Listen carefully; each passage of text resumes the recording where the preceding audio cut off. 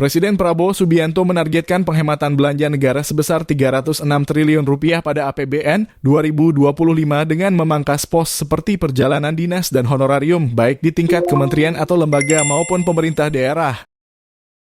Kebijakan ini tercantum dalam Instruksi Presiden Nomor 1 Tahun 2025 tentang efisiensi belanja dalam pelaksanaan APBN dan APBD 2025 yang ditandatangani pada 22 Januari 2025.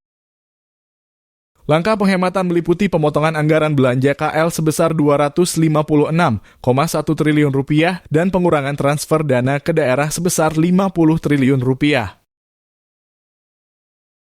Langkah penghematan meliputi pemotongan anggaran belanja KL sebesar Rp256,1 triliun dan pengurangan transfer dana ke daerah sebesar Rp50 triliun. Namun Prabowo memastikan belanja prioritas seperti gaji pegawai dan bantuan sosial tetap diutamakan. Ia menginstruksikan menterinya segera membahas rencana efisiensi ini dengan DPR RI dan melaporkan hasilnya paling lambat 14 Februari 2025. Instruksi tersebut bertujuan untuk mengidentifikasi blokir anggaran di masing-masing KL sesuai besaran efisiensi yang telah disepakati. Meski demikian, Prabowo tidak memberikan penjelasan rinci terkait alasan utama penghematan besar-besaran di tengah kebutuhan pendanaan untuk program unggulan seperti makan bergizi gratis. Menurut Roni P. Sasmita, analis senior Indonesia Strategic and Economic Action Institution, pemangkasan anggaran ini dapat dimaklumi karena banyaknya program pemerintah yang membutuhkan alokasi dana besar. Namun, ia menilai langkah ini berisiko memperlebar defisit anggaran dan memengaruhi pertumbuhan ekonomi, terutama jika program seperti MBG tetap dilaksanakan. Jadi, saudara-saudara, saya tegaskan kembali bahwa hal-hal di luar itu yang bersifat seremoni, upacara, merayakan ulang tahun ini, ulang tahun itu, hari ini, hari itu, kita tidak anggarkan. Perayaan sejarah, perayaan ulang tahun laksanakan secara sederhana di kantor, di ruangan. Kalau perlu yang hadir hanya 15 orang, sisanya divikonkan. Perjalanan dinas dikurangi. Saya potong setengah. Dengan setengah kita bisa menghemat 20 triliun lebih. Kalau kita hitung 20 triliun, berapa puluh ribu sekolah, gedung sekolah bisa kita perbaiki.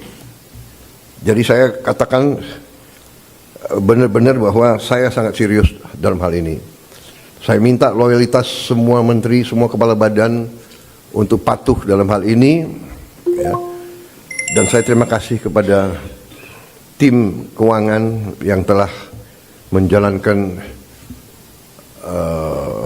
penyisiran, kajian terhadap anggaran sampai serinci-rincinya. Kalau tidak salah, mungkin sampai satuan ke-9 kalau tidak salah. Roni juga mengingatkan bahwa pemangkasan belanja perjalanan dinas dapat berdampak negatif pada sektor pariwisata dan ekonomi lokal karena perjalanan dinas sering menjadi motor penggerak industri transportasi, hotel, dan restoran.